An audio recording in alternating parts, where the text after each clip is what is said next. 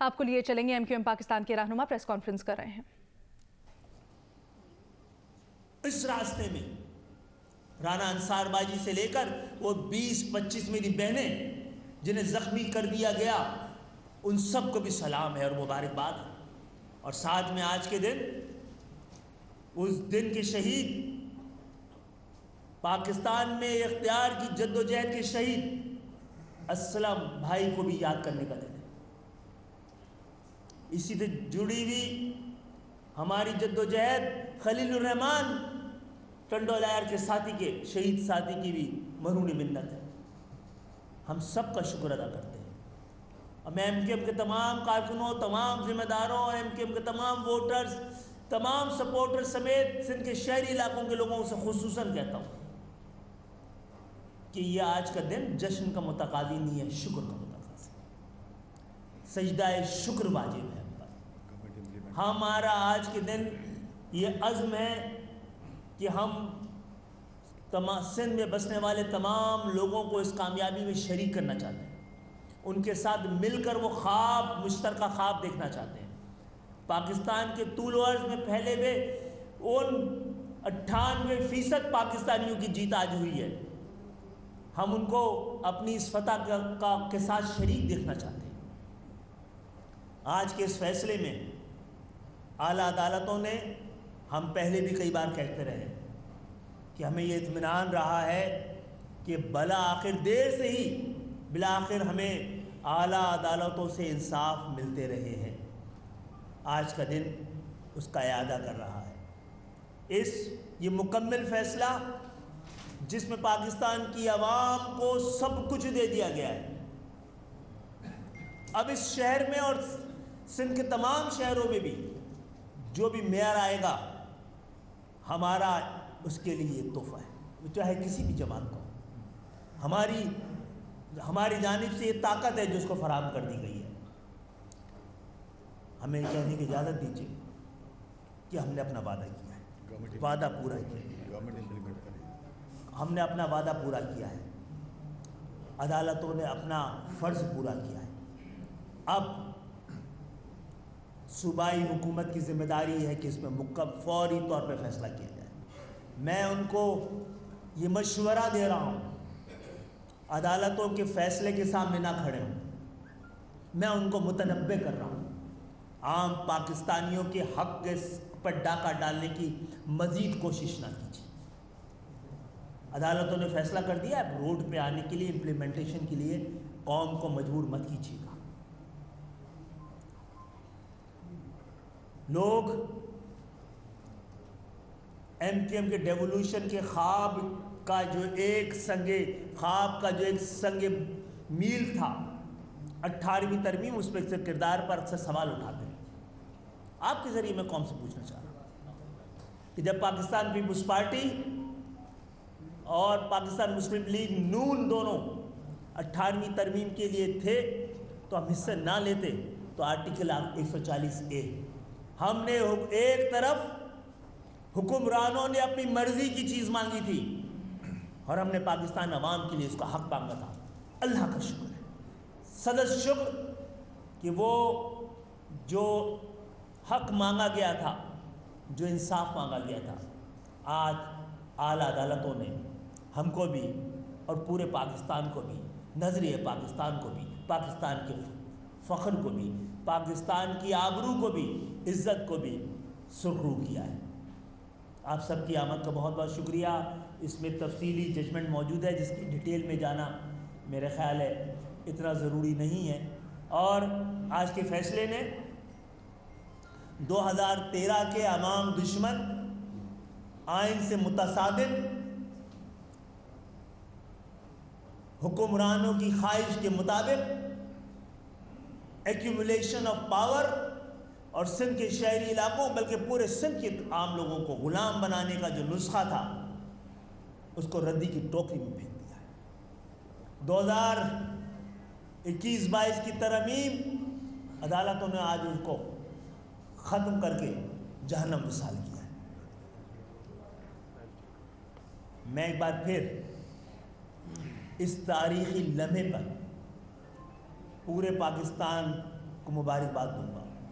ہمارا نظام عدل پر اعتماد بڑھا ہے اور جن جن لوگوں نے، ہمارے وکلاء نے، ہمارے لیگل ایڈ نے، ہمارے کارکنان نے، اور وہ جدوجہد جو ہمیں مجبوراً سڑکوں پہ آ کے کرنی پڑی ہے، ہمارے کارکنان، ماؤں، بہنوں، بیٹیوں، ہمارے منتخب نمائندوں نے جس حوصلے کا مظاہرہ کیا ہے، ان کو بھی سلام کرنے کا دن ہے.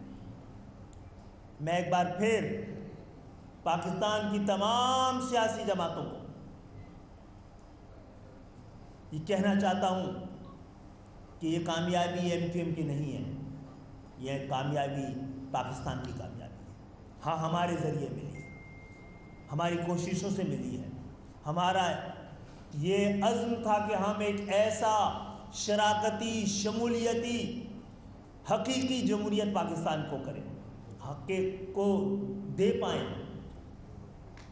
بنیادی جمہوریت، تھرڈ ٹیئر آف گورنمنٹ تمام مہذب معاشروں کی پہچان ہے، اور انشاءاللہ تعالی ہم بھی ایک مہذب معاشرے میں اپنا حصہ ڈالنے. ایم کیو ایم پاکستان کے سربراہ خالد مقبول صدیقی کراچی میں پریس کانفرنس کر رہے ہیں. تازہ خبر یہاں پر شامل کریں گے. بتایا جا رہا ہے کہ نواز شریف کی تازہ طبی رپورٹ لاہور ہائی کورٹ میں پیش کر دی گئی ہے اور رپورٹ کے مطابق ڈاکٹرز نے نواز شریف کو سفر کرنے سے روک دیا ہے. نواز شریف اینجیوگرافی کروائے بغیر لندن سے نہ جائیں، رپورٹ میں یہ سفارش کی گئی ہے. نواز شریف علاج کے بغیر پاکستان گئے تو ان کی حالت بگڑ سکتی ہے. میڈیکل رپورٹ میں کہا گیا ہے کہ نواز شریف ابھی شدید ذہنی دباؤ میں ہیں. ذہنی دباؤ سے نواز شریف کی بیماری مزید بگڑ سکتی ہے. نواز شریف اپنی ادویات جاری رکھیں، نواز شریف کھلی فضا میں چہل قدمی جاری رکھیں. یہ طبی رپورٹ لاہور ہائی کورٹ میں جمع کروائی گئی. نمائندہ جیو نیوز شاہد حسین نے ہمیں جوائن کیا ہے. شاہد، رپورٹ سے متعلق مزید ڈیٹیلز کیا ہیں آپ کے پاس؟ جی، جو نواز شریف کی جو تازہ ترین طبی رپورٹ ہے، یہ انٹروینشنل کارڈیالوجی کے جو ڈائریکٹر ہیں ڈاکٹر فیاض شال، انہوں نے 28 جنوری کو تیار کی ہے اور اس رپورٹ میں انہوں نے نواز شریف کو سفر کرنے سے روکا ہے اور کہا ہے کہ جیسے ہی کووڈ کا یہ کرائسس ہے، جیسے ہی یہ ختم ہوگا تو نواز شریف کو اینجیوگرافی اور جو ممکنہ اینجیوپلاسٹی ہو سکتی ہے وہ کرانی چاہیے.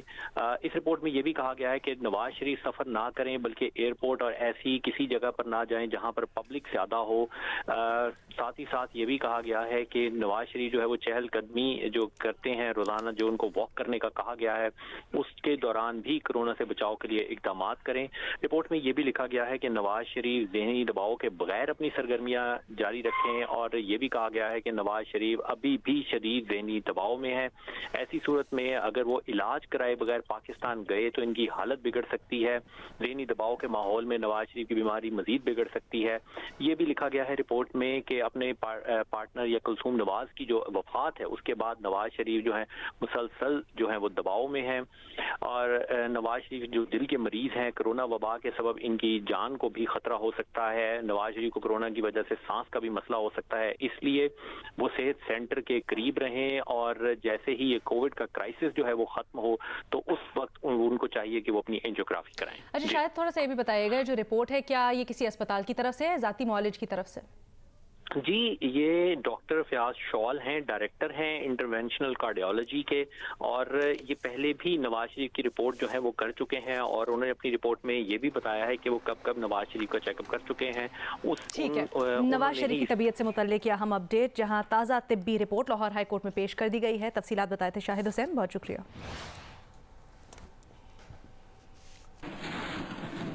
اور حیات نااہلی کے خلاف درخواست دائر کرنے پر وزیراعظم نے سپریم کورٹ بار ایسوسی ایشن کو آڑے ہاتھوں لے لیا. وزیراعظم عمران خان نے کہا کہ ایک چور، مجرم اور جھوٹ بول کر لندن بھاگے ہوئے شخص کے لیے سپریم کورٹ بار عدالت چلی گئی. عدالت سے کہہ رہے ہیں کہ اسے ایک اور موقع دینا چاہیے.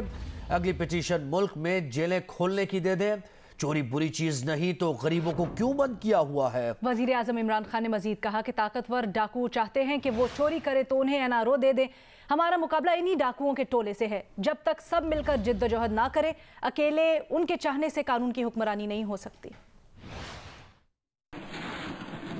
کل یوسف رضا گیلانی نے شاہ محمود کو لوٹا کہا. آج شاہ محمود قریشی نے انہیں بکاؤ مال قرار دے دیا. وزیر خارجہ سینٹ میں پالیسی بیان دیتے یوسف رضا گیلانی پر برس پڑے. بولے اپوزیشن لیڈر نے کل جھوٹ بولا تھا، یہ استعفیٰ نہیں دیں گے. یوسف رضا گیلانی اعتبار کے قابل نہیں. اپوزیشن لیڈر نون لیگ کا بننا تھا، راتوں رات تبدیلی کیسے آ گئی؟ یوسف گیلانی نے نون لیگ سے دھوکہ کیا، اپوزیشن لیڈر بننے کے لیے ووٹ خریدے، چیئرمین سینٹ نے بکاؤ کا لفظ حذف کروا دیا۔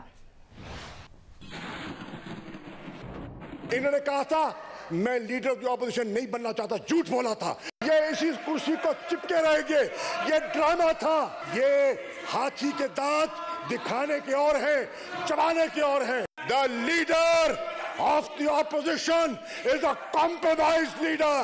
Don't rely on him. ایک بکا ہوا leader of the opposition. Please personal نہ ہوں جی، اس طرح یہ ایکسپینس کر دیں جی۔ کتنے پریشان ہو رہے ہیں، میرا دیکھنا بھی گوارا نہیں ہے آپ کو۔ سر ادھر بات کریں سر، آنکھوں میں لاؤ نہیں یار، دیکھو آنکھوں میں آنکھ ڈال کے بات کرتے ہیں۔ اگر میرے دیکھنے سے ان کو شرم آئے، میں پردہ کر لیتا ہوں، میں پردہ کر لیتا ہوں اور پردے سے سر آپ پلیز مجھے بات دیکھتا۔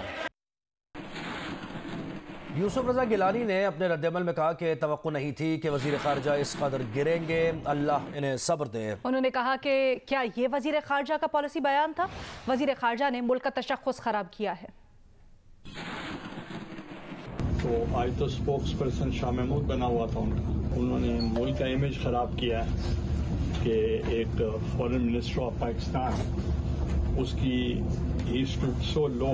انہوں نے کہا میں پالیسی اسٹیٹمنٹ دینا چاہ رہا ہوں، if this is a policy statement, تو بہت ہی چھوٹی اسٹیٹمنٹ تھی۔ میں تو صرف ایک ہی بات کی ہے کہ آپ نے ان کا رد عمل پوچھا، اس میں صرف 2 پوائنٹس ہیں۔ پہلی بات یہ ہے کہ I could not expect from the foreign minister of the country to stoop so low at this level.